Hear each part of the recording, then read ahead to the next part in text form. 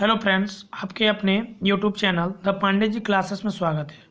दोस्तों, आज मैं बहुत ही इम्पोर्टेंट टॉपिक लेके आया हूँ। यह दोस्तों आपका जो पेपर 8 में पूछा जाता है, एक फुल क्वेश्चन पूछा जाता है दोस्तों। मानक विचलन यानी स्टैंडर्ड डेरिवेशन, यह दोस्तों किसे कहते हैं, इसको किस प्रकार से बनाया जाता है। यह दोस्तों आप लोग जो नए हैं मेरे चैनल में, कृपया चैनल को ज़्यादा से ज़्यादा सब्सक्राइब करें, लाइक करें और शेयर करें दोस्तों। चलिए दोस्तों, हम लोग चलते हैं क्वेश्चन की ओर। क्वेश्चन है दोस्तों, मानक विचलन से आप क्या समझते हैं, इसकी गणना किस प्रकार की जाती है। दोस्तों थोड़ा सा दोस्तों हम लोग इसका डिफिनेशन को समझेंगे, उसके दोस्तों इसके बाद हम लोग इसका विधि को जानेंगे बनाने के लिए। चलिए दोस्तों हम लोग देखते हैं थोड़ा सा डिफिनेशन। जब हम औसतांक विचलन की गणना करते हैं, गणना करना समय मतलब दोस्तों औसतांक यानी होता है मध्य, मीन करते हैं, तो किन्हीं चिन्हों को प्लस और -1 की अपेक्षा कर विचलनों को जोड़ा जाता है।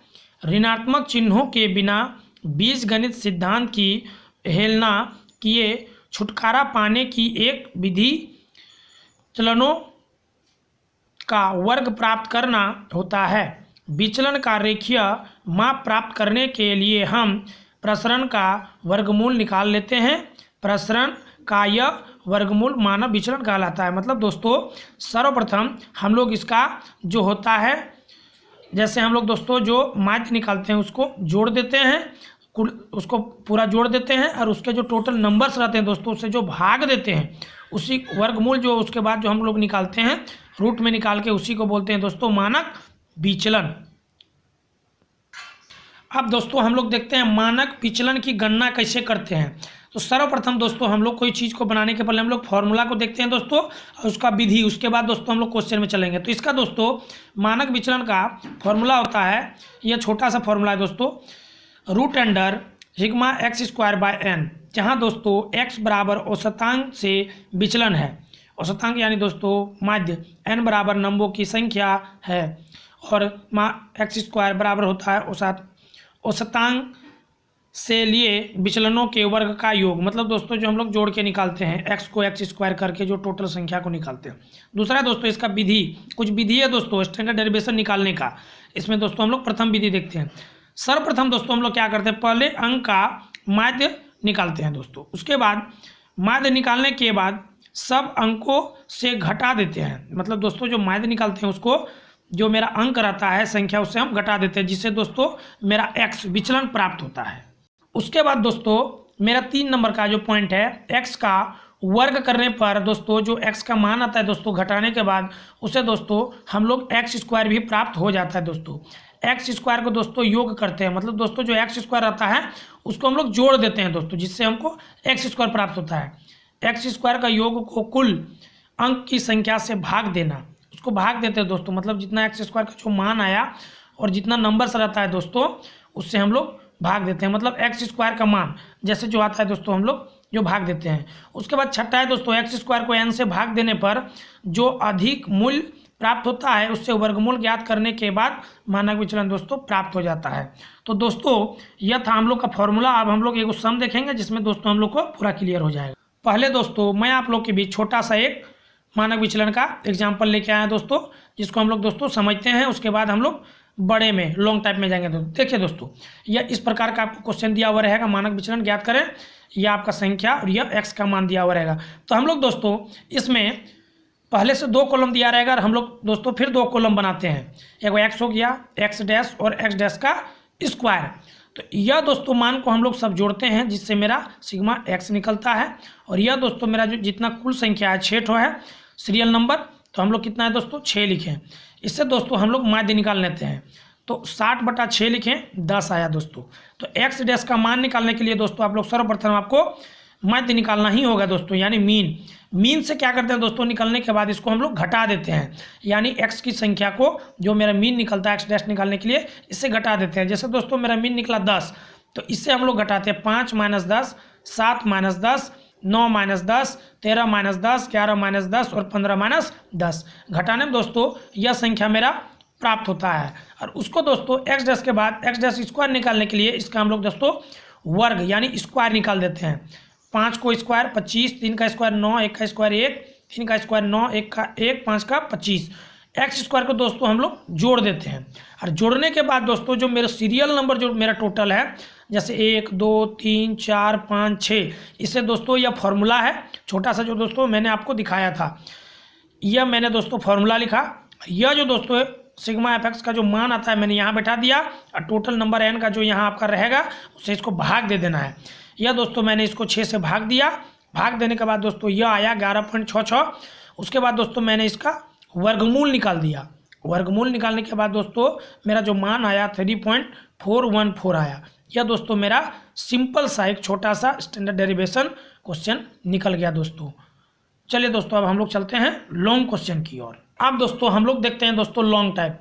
यह दोस्तों फुल मार्क्स के क्वेश्चन पूछे जाते हैं। यह दोस्तों आप लोग कृपया मिस ना करें और ध्यान से इसको दोस्तों आप लोग समझने का कोशिश करें। दोस्तों मैं आपको बहुत ही आसान तरीका में मैं इसको समझाऊंगा। आप लोग इस वीडियो को एक बार देख लिए तो समझ जाएंगे। यह दोस्तों आपका क्वेश्चन दिया हुआ रहेगा, यह प्रातांक है दोस्तों, और यह एफ का जो मान होता है दोस्तों यह आपका दिया हुआ रहेगा। यह दोस्तों एफ का मान दिया हुआ है दोस्तों। उसके बाद दोस्तों हमको एक्स निकालना होता है।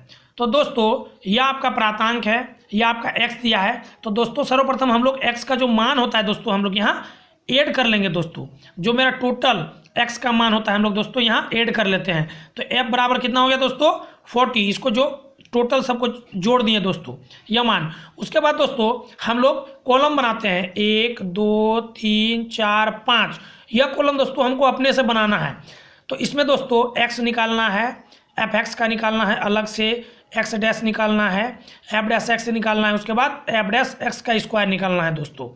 तो यह मेरा दोस्तों कॉलम हो गया। इसको आप लोग दोस्तों याद थोड़ा सा कर लें। तो सर्वप्रथम दोस्तों हम लोग एक्स निकालने के लिए क्या करते हैं, इसको यह जो सर्वप्रथम है दोस्तों इसको और इसको ऐड कर देते हैं। जोड़ने के बाद इसको 2 से भाग दे देते हैं। तो यह मेरा आता है दोस्तों। फिर दोस्तों हम लोग इसको जोड़ते हैं 2 से भाग देने पर यह आता है दोस्तों। फिर इसको जोड़ते हैं, फिर 2 से भाग देने पर इतना आता है दोस्तों। फिर इसको जोड़ने पर दोस्तों 2 से भाग देने पर इतना आता है। तो यह दोस्तों करने के बाद यह जो मेरा मान है हम लोग टोटल निकाल लेते हैं एफ एक्स। उसके बाद दोस्तों एफ एक्स निकालने के लिए हमको यह एफ और एक्स को गुना कर देते हैं दोस्तों इससे।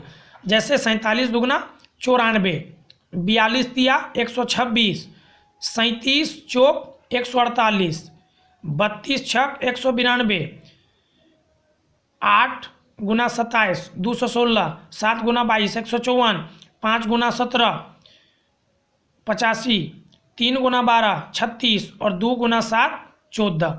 उसके बाद दोस्तों एफ एक्स को हम लोग दोस्तों ऐड कर लेते हैं, यानी जोड़ लेते हैं दोस्तों। सर्वप्रथम दोस्तों हम लोग यह काम करेंगे तब हम लोग का यह काम होगा। तो इसको क्या करते हैं दोस्तों हम लोग फिर सबसे पहले माध्य निकालते हैं। माध्य निकालने के लिए दोस्तों हम लोग यह मान को इसको ऊपर में और इसको दोस्तों नीचे लिखते हैं, और इसको दोस्तों दोनों को भाग दे देते हैं। यह दोस्तों देखिए मेरा कट गया, यहाँ पर काट दिए, यह दोस्तों मेरा कट गया। काटने के बाद 213/8 आया, 8 से हम लोग दोस्तों इसको भाग दे दिए। तो यह मेरा दोस्तों बचा 26.625 था, तो लगभग यह 63 हो गया।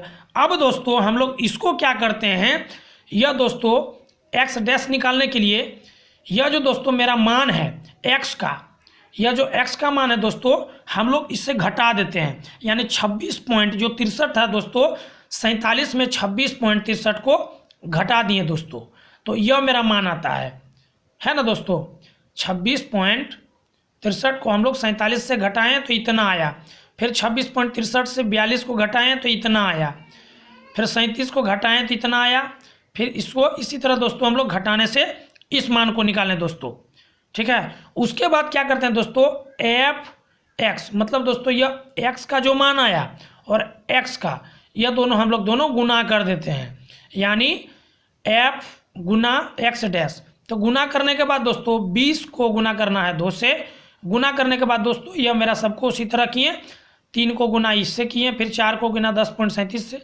यह मेरा दोस्तों टोटल मान निकाल लिए, ठीक है ना दोस्तों, जिस प्रकार हम लोग लिखे हैं। और उसके बाद दोस्तों हम लोग निकालते हैं एफ डैश एक्स स्क्वायर। इसको दोस्तों हम लोग क्या करते हैं, जो यह एफ डैश एक्स को स्क्वायर कर देते हैं दोस्तों, मतलब 20.37 को स्क्वायर करने के बाद और फिर 2 से गुना कर देते हैं। यानी दोस्तों आप लोग को हमें समझाता हूँ, देखिए आप लोग दोस्तों सिंपल में देखिए एफ डैश एक्स स्क्वायर निकालने के लिए दोस्तों 2 से, मतलब 20 पॉइंट यह जो था दोस्तों, मैंने इसको स्क्वायर किया, इतना आया, और फिर 2 से गुना कर दिए तो 829.8738 आया दोस्तों। यही मान को मैंने दोस्तों यहाँ लिखा है, देखिए 829.8738। तो फिर दोस्तों मैंने 46.71 का स्क्वायर किया और फिर 3 से गुना कर दिया, फिर 41.48 को गुना किया, फिर मैंने 4 से गुना करके इसको दोस्तों इस तरह मैंने एफ डैश एक्स स्क्वायर का मान निकाल लिया। निकालने के बाद दोस्तों इसको हम लोग जोड़ लिए दोस्तों, पूरा इसको जोड़ दिए, तो इसमें दोस्तों एफ डैश एक्स स्क्वायर आ गया, ठीक है ना दोस्तों। और मेरा पहले क्या था दोस्तों, एफ हम लोग निकाले हुए थे, याद है ना, जो यहाँ पर हम लोग माध्य निकाले थे, कितना था 40। तो दोस्तों इसका फॉर्मूला यही होता है, root under sigma x dash का स्क्वायर बाय एन। तो यह दोस्तों करने के बाद मैंने यह 40 को लिखा, एन का जो मान है इसको मैंने दोस्तों काट दिया, 1 0 1 0 खत्म। उसके बाद यह 4 बच गया दोस्तों, इससे मैंने दोस्तों 4 से इसको भाग दे दिया। 4 से भाग देने के बाद दोस्तों मेरा यह आया और मैंने 104.2324 का वर्गमूल निकाला, जो दोस्तों मेरा इतना मान आया। इस तरह दोस्तों यह आपका रेडी हो गया। दोस्तों यदि आपको समझ नहीं आए तो आप कमेंट बॉक्स में कमेंट करके हमसे यह पूछ सकते हैं। धन्यवाद।